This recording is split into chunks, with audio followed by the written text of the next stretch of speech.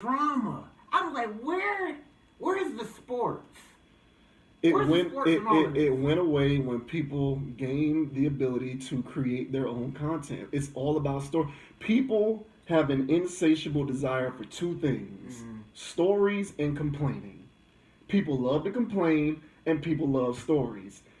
People love. That's why people like if you fixed whatever problems people complain about, they will find the next thing to complain about. No one is ever satisfied. They just continue to complain. And then the other thing that people love to do is they love to just be engaged by storytelling. They love narratives. They love something that has a beginning, a prose, a body, and an ending. And that's what these situations have become now. Kyrie, says that he wants to be traded from Cleveland, and now all of a sudden there must be a backstory to it. So let's try to figure out why he wants to get traded. And then he feeds into this because he's posting cryptic tweets and giving cryptic answers on TV that don't say. He's not saying. What do you want him to say? I don't want him to say anything. But I did not tell him to go on First Take. He elected to go on First Take. What did he do? He just I could try to find a video, but Max Kellerman asked him a question, a legitimate question pertaining to the situation around why he wanted to be traded. And the answer that he gave was this horseshit philosophical. I think I did see that. And it was just like, what are you talking about, dude? Why are you saying these things on TV that don't make any sense and have nothing? You didn't answer the question. But very funny, man. To bring it back to that point, people are going to pick up on these kinds of quotes, and they're going to add that into the book of the Kyrie Irving trade from Cleveland. It becomes a story. It's a story. And that's what we want. So that's why it ceased to be basketball, to answer your question, because it's no longer about us sitting in front. I watch less ESPN now than I ever have my entire life. It's crazy, bro. I don't watch sports programming anymore. I listen to maybe two radio shows that are sports oriented.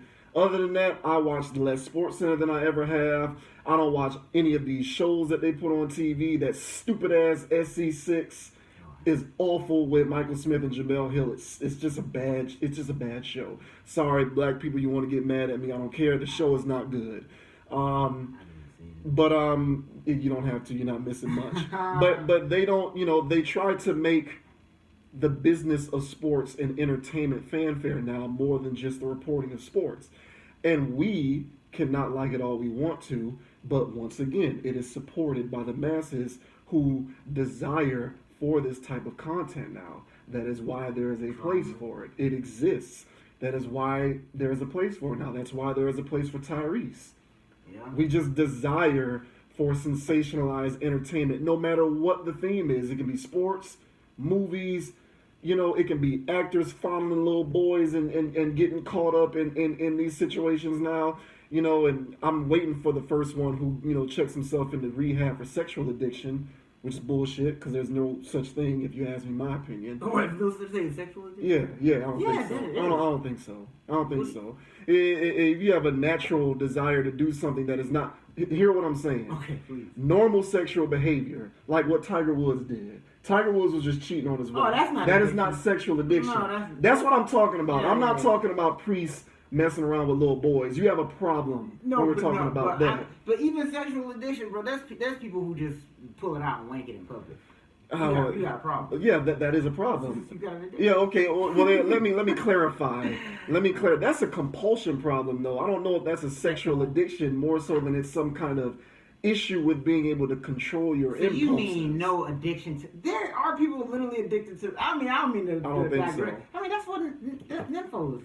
What I'm saying is, it's a cop out when you get caught cheating on your wife and you're a public figure. And in order to save face, you get on camera saying, "I have a sex addiction.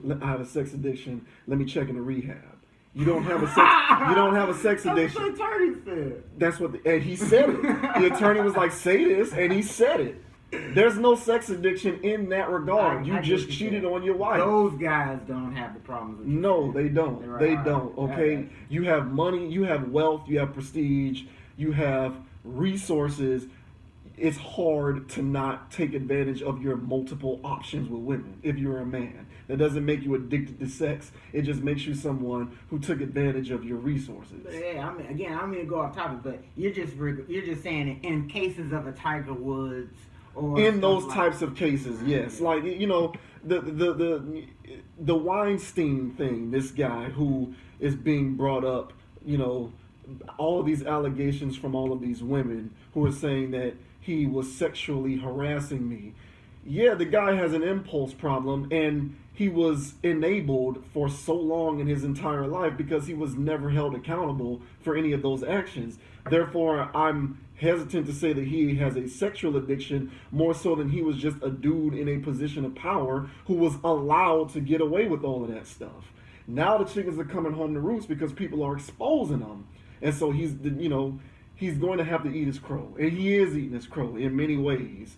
But, you know, to bring it back around to, you know, the conversations that we have been talking about, we just have a desire to sort of be engaged in a narrative that has a beginning, a middle, and an end, a story. Mm-hmm. And so, you know, basketball ceased to be basketball. The NFL, with all of this anthem stuff, has ceased to be the NFL. And it's more about the next chapter in the book of the NBA with players. Yeah, that's what it is.